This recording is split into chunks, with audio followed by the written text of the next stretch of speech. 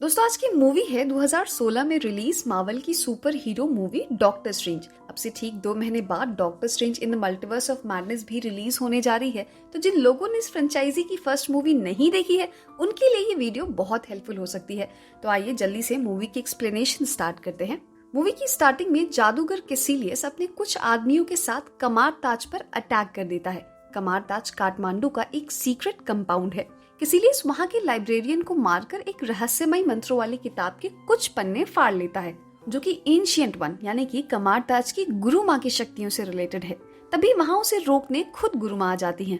गुरु माँ रहस्यमयी शक्तियों वाली एक अमर जादूगर है जिसने कमार ताज के सभी स्टूडेंट्स को जादुई विद्याओं की शिक्षा दी है। गुरु माँ ने कैसिलियस को भी जादुई विद्या सिखाई है, लेकिन अब वो गुरु माँ के ही खिलाफ हो गया है। यहाँ की लड़ाई में गुरु माँ कैसिलियस को अपने तंत्र विद्या से पकड़ने की कोशिश करती है, लेकिन वो उन्हें चकमा देकर अपने आदमियों के साथ भाग जाता है।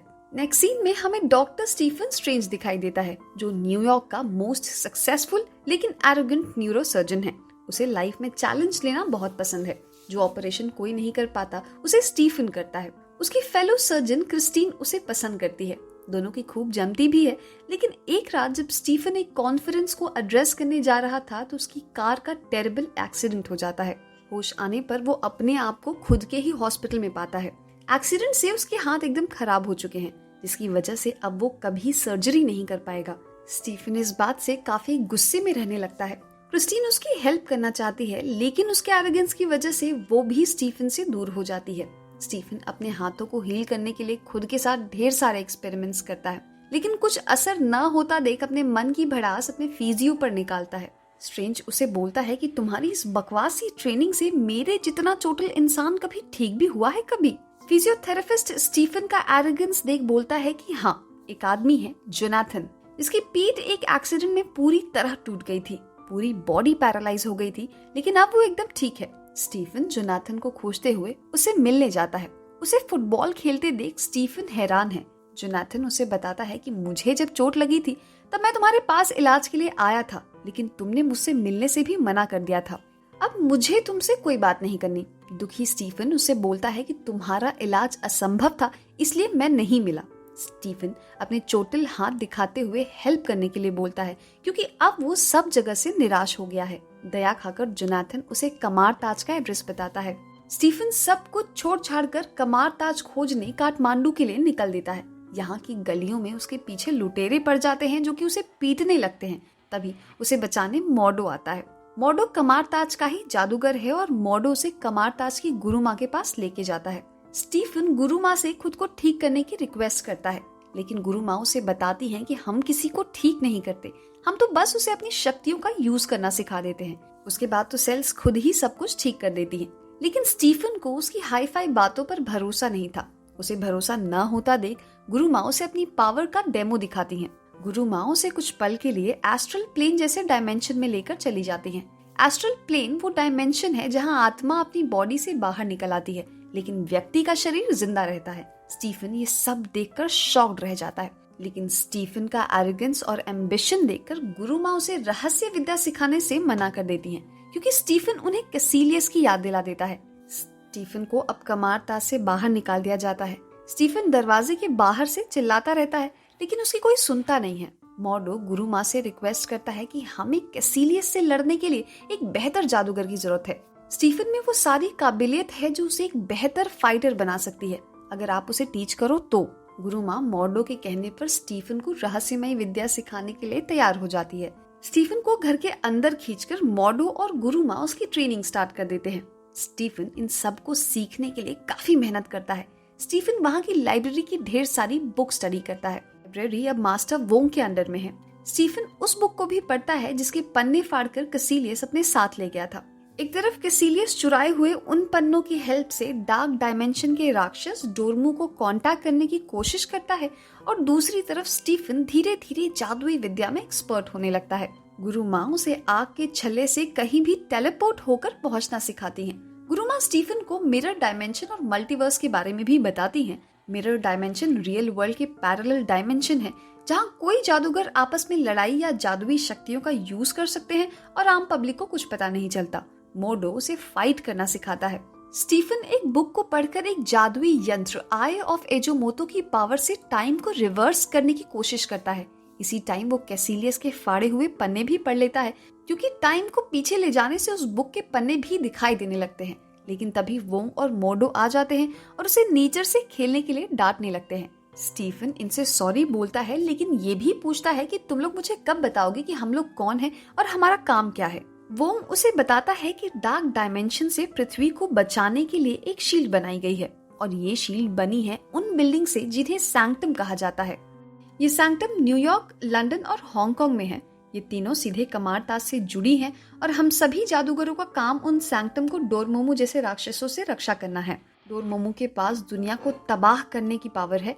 कैसिलियस डोरमोमो से कांटेक्ट करके डार्क डायमेंशन से ढेर सारी पावर इकट्ठा करना चाहता है, लेकिन ये सब सुनकर स्टीफन कहता है कि मैं तो केवल अपना हाथ ठीक करने आया हूँ, मुझे इस जंग से क्या मतलब। उसी टाइम इनको पता चलता है कि कैसिलियस ने अर्थ की शील्ड को कमजोर करने के लिए लंदन सैंक्टम पर अटैक करके सब नष्ट कर दिया है। स्टीफन अपने आप टेलीपोर्ट होकर न्यूयॉर्क सैंक्टम पहुंचता है। यहाँ भी कैसिलियस अटैक करके यहाँ के गार्जियन को मार देता है। स्टीफन कैसिलियस को अपने आधे अधूरे जादुई शक्तियों से रोकने की कोशिश करता है, लेकिन उसे हारने लगता है। जब स्टीफन खतरे में होता है तो उसकी हेल्प के लिए क्लॉक ऑफ लेविटेशन आ जाता है। क्लॉक ऑफ लेविटेशन उड़ने वाला एक जादुई लबादा है। इसकी हेल्प से स्टीफन इनको रोकने में कामयाब हो जाता है और कैसिलियस को पकड़ लेता है। कैसिलियस स्टीफन को भड़काकर अपने साथ मिलाने की कोशिश करता है। तभी पीछे से कैसिलियस का एक आदमी आकर स्टीफन पर अटैक करके उसे घायल कर देता है। वो स्टीफन को मारने ही वाला होता है कि जादुई चोंगा उसे बचा लेता है और अपनी जान बचाने के लिए स्टीफन खुद को टेलीपोर्ट करके अपने हॉस्पिटल क्रिस्टीन के पास पहुंचता है। क्रिस्टीन उसका इलाज करती है, लेकिन तभी कैसिलियस का एक आदमी उसके पीछे पीछे आ जाता है। स्ट्रेंज अपनी आत्मा को अपने शरीर से निकालकर एस्ट्रल डायमेंशन में आकर क्रिस्टीन को अपने ही इलाज का डायरेक्शन देने लगता है। क्रिस्टीन ये सब देखकर डर जाती है, लेकिन किसी तरह खुद पर काबू करके उसका इलाज करती है। स्टीफन की आत्मा और कैसिलियस के आदमी की आत्मा के बीच फाइट भी होने लगती है, लेकिन किसी तरह स्टीफन उसे मार देता है। क्रिस्टीन उसका इलाज करके किसी तरह उसकी जान बचा लेती है और फिर से स्टीफन की आत्मा उसके बॉडी में आ जाती है। क्रिस्टीन को समझ में नहीं आता कि क्या हो रहा है। स्टीफन उसे सब कुछ बताने के साथ साथ अपने पिछले बिहेवियर के लिए सॉरी कहता है। इलाज होने के बाद स्टीफन टेलीपोर्ट होकर वापस न्यूयॉर्क सैंक्टम आता है। उसके साथ उसका क्लॉक ऑफ लेविटेशन भी उड़कर आ जाता है और इस तरह हमारा स्टीफन बन जाता है मार्वल का नया सुपर हीरो डॉक्टर स्ट्रेंज। वहाँ मॉडो और गुरु माँ भी आ जाती हैं। गुरु माँ उसे न्यूयॉर्क सैंक्टम का मास्टर बनने का ऑफर करती हैं, लेकिन स्ट्रेंज बोलता है कि मैं डॉक्टर स्ट्रेंज हूँ, ना कि मास्टर स्ट्रेंज। मैं जान बचाने के लिए बना हूँ, ना कि जान लेने के लिए। दोनों बहस करने लगते हैं। गुस्से में स्ट्रेंज ये सच्चाई उगल देता है कि गुरु माँ भी रूल्स तोड़ती हैं। गुरु माँ अपने अमर होने के लिए डार्क डायमेंशन से शक्तियाँ खींचती हैं। ये सुनकर मॉडो भी चौंक जाता है। गुरु माँ से नाराज होकर यहाँ से वो चला जाता है। तभी कैसिलियस फिर से अटैक कर देता है और मॉडो और डॉक्टर स्ट्रेंज दोनों से लड़ने लगते हैं। कैसिलियस इन दोनों को मिरर डायमेंशन में लेके जाता है। मिरर डायमेंशन में कैसिलियस और ज्यादा पावरफुल हो जाता है। ये दोनों से बचने के लिए भागने लगते हैं, लेकिन आखिरकार कैसिलियस डॉक्टर स्ट्रेंज को पकड़ ही लेता है। वो स्ट्रेंज को मारने ही वाला होता है कि तभी गुरु माँ वापस आ जाती हैं, लेकिन कैसिलियस गुरु माँ को धोखे से घायल कर न्यूयॉर्क टेलीपोर्ट कर देता है।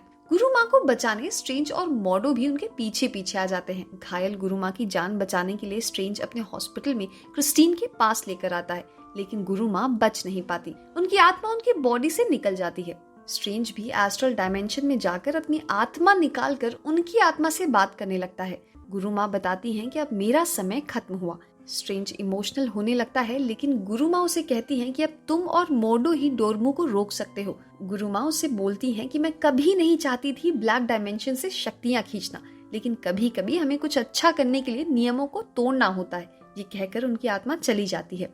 अंदर गुरु माँ की डेथ हो जाती है। क्रिस्टीन को बाय बोलकर स्ट्रेंज अपना लबादा पहनकर कैसिलियस से लड़ने हांगकांग आ जाता है। यहाँ वोंग और उसके साथ के लोग कैसिलियस से लड़ने के लिए तैयार हो रहे हैं। इधर स्ट्रेंज मॉडो के पास आता है। मॉडो गुरु माँ पर अपना भरोसा टूटने से दुखी है, लेकिन स्ट्रेंज उसे समझाता है कि मुझे तुम्हारी जरूरत है, मैं अकेले उन्हें नहीं हरा सकता। दोनों हांगकांग के लिए निकल देते हैं, लेकिन जब तक ये लोग हांगकांग पहुंचते हैं तब तक कैसिलियस ने डोरमोमो को बुला लिया है। वोंग लड़ाई में मर चुका है, शहर तबाह है। स्ट्रेंज इन सब को ठीक करने के लिए टाइम को रिवर्स करना स्टार्ट कर देता है और कैसिलियस से लड़ाई भी स्टार्ट हो जाती है। कैसिलियस टाइम रिवर्स को रोक देता है और सब कुछ पॉज हो जाता है। अब इससे लड़ने के लिए स्ट्रेंज डोरमोमो के पास जाता है और डोरमोमो उस पर अटैक कर देता है, लेकिन डॉक्टर स्ट्रेंज डोरमोमो और खुद के बीच में टाइम लूप क्रिएट कर देता है, जिससे कि डोरमोमो जितनी बार स्ट्रेंज को मारता उतनी बार स्ट्रेंज वापस आकर वही सब कुछ रिपीट करता। इस तरह से स्ट्रेंज डोरमोमो को टाइम लूप में फंसा लेता है। डोरमोमो बार बार वही चीजें रिपीट होते देख झल्ला जाता है और डॉक्टर स्ट्रेंज से पूछता है कि आखिर तुम चाहते क्या हो। तो स्ट्रेंज उससे बोलता है कि तुम पृथ्वी से कैसिलियस और उसके आदमी को लेकर के चले जाओ और दोबारा यहाँ कभी मत आना। टाइम लूप से मजबूर होकर डोरमोमो को स्ट्रेंज की बात माननी पड़ती है। डोरमोमो कैसिलियस को अपने साथ खींचकर साथ लेकर चला जाता है। स्ट्रेंज कैसिलियस पर टॉन्ट मारता है कि इसीलिए 2 पन्नों के बजाय कैसिलियस को पूरी बुक पढ़नी चाहिए थी। स्ट्रेंज बची हुई टूट फूट को टाइम रिवर्स करके फिर से सही कर देता है। सैंक्टम फिर से खड़ा हो जाता है, लेकिन अपना भरोसा टूटने और नेचर लॉ से छेड़छाड़ से दुखी मॉडो वहां से चला जाता है। डॉक्टर स्ट्रेंज वोंग के साथ कमार ताज आ जाता है। टाइम रिवर्स करने के लिए गले में पहने हुए आई ऑफ एजोमोतो को उसकी जगह रख देता है और अपनी आइकॉनिक वॉच पहनता है। मूवी यही दी एंड हो जाती है, लेकिन हमेशा की तरह इस मूवी में भी मिड और एंड क्रेडिट सीन है। मिड क्रेडिट सीन में थॉर डॉक्टर स्ट्रेंज के सामने बैठा होता है। थॉर अपने भाई लोकी को न्यूयॉर्क लेकर आया है और अपने डैड ओडिन को खोजने के लिए स्ट्रेंज की हेल्प मांगता है। पोस्ट क्रेडिट सीन में मॉडो जोनाथन के पास जाता है और उसे जादुई शक्तियां छीन लेता है। जोनाथन चलने फिरने के लिए जादू का यूज करता है। जब जोनाथन पूछता है कि तुम ऐसा क्यों कर रहे हो, तो मॉडो बोलता है कि पृथ्वी पर कुछ ज्यादा ही जादूगर हो गए हैं। Thank you for watching.